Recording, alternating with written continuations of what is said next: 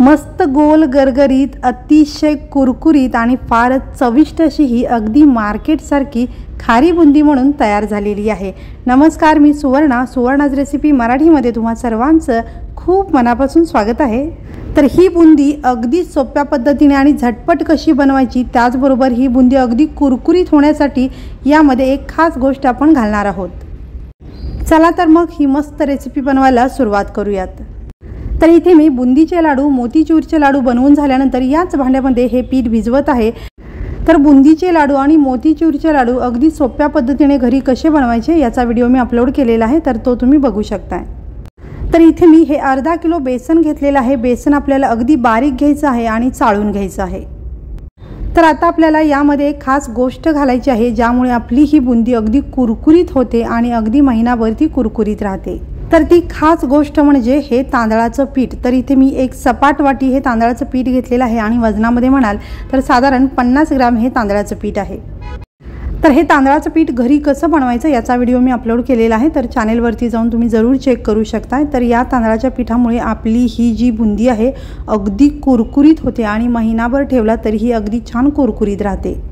तर आता याच्यामध्ये मी साधारण पाव चमचा हळद घातलेली आहे। याच्याऐवजी तुम्ही पिवळा किंवा केशरी रंग वापरू शकता। यानंतर आपल्याला इथे चवीनुसार मीठ घालायचं आहे। तर हे मीठ आपल्याला जपून घालायचं आहे, कारण फोडणी करताना पुन्हा आपल्याला यामध्ये मीठ घालायचं आहे।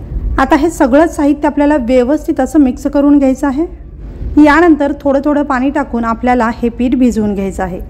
तर इथे मी सुरुवातीला 1 ग्लास पाणी घेतलेलं आहे आणि पाणी आपल्याला थोडं थोडंच टाकायचं आहे। सगळं पाणी जर एकदम टाकलं तर या पिठाच्या गुठळ्या होऊ शकतात। तर या पिठाच्या गुठळ्या अजिबात आपल्याला होऊ द्यायच्या नाही आहेत, कारण आपली बुंदी व्यवस्थित पडणार नाही। तर इथे मी पाणी थोडं थोडं टाकून हे पीठ भिजवून घेते। तर 1 ग्लास पाणी संपलेलं आहे, पुन्हा 1 ग्लास मी पाणी घेतलेलं आहे आणि ते पाणी आपल्याला थोडं थोडं टाकायचं आहे आणि हे पीठ भिजवून घ्यायचं आहे। तर चमचाच्या साहाय्याने हे पीठ मी व्यवस्थित असं मिक्स करून घेतलेलं आहे आणि आता चमचा मी बाजूला ठेवते आणि एखाद्या विस्करने किंवा हाताने आपल्याला हे पीठ छान असं मिक्स करून घ्यायचं आहे। तर इथे मी विस्कर घेतलेला आहे आणि हे पीठ छान फेटून घेतलेलं आहे आणि या पिठाची कन्सिस्टन्सी तुम्ही बघू शकता, अगदी सरसरीत असं हे पीठ भिजवून घ्यायचं आहे। हे पीठ तयार झालेलं आहे आणि इथे मी तेल गरम करायला ठेवलेलं आहे। तेल मोठ्या गॅसवरती आपल्याला गरम करून घ्यायचं आहे। तर तेल तापलेलं आहे का चेक करण्यासाठी 1 थेंब टाकला की पटकन असा वरती आला पाहिजे, म्हणजे तेल आपले छान गरम आहे। तर पीठ नेहमी घेताना आपल्याला या पद्धतीने ढवळूनच घ्यायचं आहे। प्रत्येक वेळेला आपल्याला पीठ हे छान मिक्स करून घ्यायचं आहे। तर बुंदीचे लाडू किंवा मोतीचूरचे लाडू बनवताना आपल्याला एक डबा घ्यावा लागतो, त्याच्यावरती हा झारा आपटावा लागतो। तर असं काही करायची गरज नाही, अगदी सोप्या पद्धतीने आपण आज ही बुंदी पाडणार आहोत। तर अशा पद्धतीने झारा कढईच्या वरती पकडायचा आहे आणि एका वाटीने हे मिश्रण या झाऱ्यामध्ये घालायचं आहे आणि त्याच वाटीने आपल्याला हे मिश्रण जे आहे ते थोडंसं घासायचं आहे, म्हणजे हलक्या हाताने हे मिश्रण वाटीच्या साहाय्याने अशा पद्धतीने पसरवत आपल्याला घासायचं आहे आणि बुंदी बघू शकता अगदी मधोमध गोल गरगरीत पडलेली आहे। तर बुंदी पाडण्याची ही अतिशय सोपी पद्धत आहे। झारा आपल्याला आपटावा लागत नाही आणि आपटल्यामुळे जे पीठ इकडे तिकडे उडतं ते वाया जातं, तेही होत नाही। आपली कढई किंवा शेगडी सुद्धा खराब होत नाही आणि अशा पद्धतीने आपल्याला हवी तशी गोल गरगरीत आपण ही बुंदी बनवू शकतो। बुंदी पाडताना गॅस आपल्याला मोठाच ठेवायचा आहे। बुंदी पाडून झाल्यावर गॅस मध्यम करून सगळी बुंदी छान कुरकुरीत होईपर्यंत तळायची आहे। मध्यम गॅसवरती साधारण 1 ते 1.5 मिनिटांमध्ये ही बुंदी छान कुरकुरीत होते। अशा पद्धतीने आपल्याला ही बुंदी तळून घ्यायची आहे। राहिलेली सगळी बुंदी आपल्याला काढायची आहे, नाहीतर आपण पुढची बुंदी घातल्यानंतर ही राहिलेली बुंदी करपू शकते। तर इथे मी 1 ते 2 घाणा झाल्यानंतर हा बुंदीचा झारा धुवून वापरलेला आहे। तुम्ही हवं तर प्रत्येक घाणा झाल्यानंतर हा झारा धुवून घेऊ शकताय, त्यामुळे तुमची बुंदी अगदी गोल गरगरीत आणि अगदी परफेक्ट येईल। झारा अगदी कढईच्या वरती आणि थोड्याशा उंचीवरती आपल्याला पकडायचा आहे आणि वाटीच्या साहाय्याने अशा पद्धतीने तुम्ही घासला की अशी गोल गरगरीत मस्त बुंदी तयार होते। तर पिठाची कन्सिस्टन्सी मी तुम्हाला दाखवलेली आहे, त्या पद्धतीचं पीठ केलं की अशा पद्धतीची मस्त एकसारखी गोल गरगरीत बुंदी तयार होते। तर तुम्हाला यापेक्षा अजून थोडीशी मोठी बुंदी हवी असेल तर अजून थोडंसं पाणी घालून ते पीठ थोडंसं सरसरीत करून घ्या, यापेक्षा थोडीशी मोठी बुंदी तुमची तयार होईल। तर अशाच पद्धतीने सगळी बुंदी मी बनवून घेतलेली आहे। मस्त कुरकुरीत अशी ही बुंदी बनवून तयार झालेली आहे। तर जे पीठ मी बनवलं होतं त्यामध्येच थोडंसं पाणी टाकून पीठ सरसरीत करून काही बुंदी मी अशा पद्धतीने मोठी बनवून घेतलेली आहे आणि अगदी छान कुरकुरीत अशी ही बुंदी तयार झालेली आहे। तर आता या बुंदीला तुम्हाला जर फोडणी द्यायची असेल तर ती देऊ शकताय, किंवा जर तुम्हाला फोडणी द्यायची नसेल तर या बुंदीवरतीच तुम्हाला जे तिखट, मीठ किंवा मसाले घालायचे आहेत ते घालून मिक्स केला तरीही चालेल। तर ही बुंदी फक्त तुम्ही तिखट मीठ लावून सुद्धा खाऊ शकता, काही मसाले सुद्धा घालू शकता, किंवा मग लसूण आणि कढीपत्त्याची फोडणी सुद्धा देऊ शकता। तर आता या बुंदीवरती मी थोडंसं तिखट टाकून घेते आणि इथे मी बेडगी मिरची पावडर टाकलेली आहे। तुम्ही घरचा मसाला तिखट टाकला तरी चालेल आणि तिखट तुम्ही तुमच्या आवडीप्रमाणे कमी जास्त करू शकता। साधारण एक मोठा चमचा ही बेडगी मिरची पावडर मी यामध्ये घातलेली आहे। तर आता याच्यामध्ये आपण मीठ घालूयात आणि पिठामध्ये मीठ आपण घातलं होतं तर त्या हिशोबानेच आपल्याला मीठ टाकायचं आहे।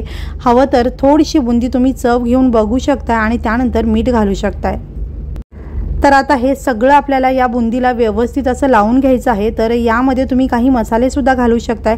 तुम्ही यामध्ये चाट मसाला, आमचूर पावडर किंवा धनेजिरे पावडर घातला तरीही चालेल। घातलेलं तिखट आणि मीठ या बुंदीला व्यवस्थित मी लावून घेतलेलं आहे आणि बुंदी व्यवस्थित मिक्स करून घेतलेली आहे। तर आता ज्या कढईमध्ये मी बुंदी तळून घेतली याच कढईमध्ये मी अर्धा कप शेंगदाणे तळून घेते। तुम्हाला जर शेंगदाणे जास्त आवडत असतील तर यापेक्षा जास्त शेंगदाणे घातला तरीही चालेल, किंवा मग याच्याबरोबरच तुम्ही खोबऱ्याचे काप, काजू, बदाम, बेदाणे किंवा फुटाण्याची डाळ सुद्धा घालू शकताय। तर आता हे खरपूस असे तळून घेतलेले शेंगदाणे बुंदीवरती आपण आता घालून घेऊयात। तळून घेतलेले शेंगदाणे या बुंदीमध्ये मी घातलेले आहेत आणि आता आपल्याला लसूण आणि कढीपत्त्याची फोडणी यामध्ये घालायची आहे।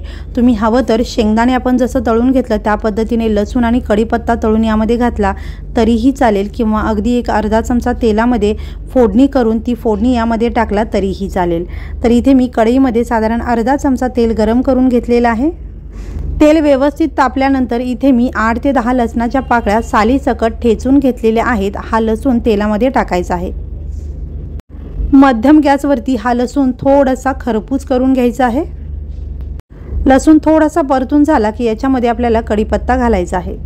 तर हा कढीपत्ता सुद्धा आपल्याला छान कुरकुरीत करायचा आहे। तर या फोडणीमध्ये तुम्ही हवं असेल तर मोहरी, जिरं आणि तीळ सुद्धा टाकू शकताय।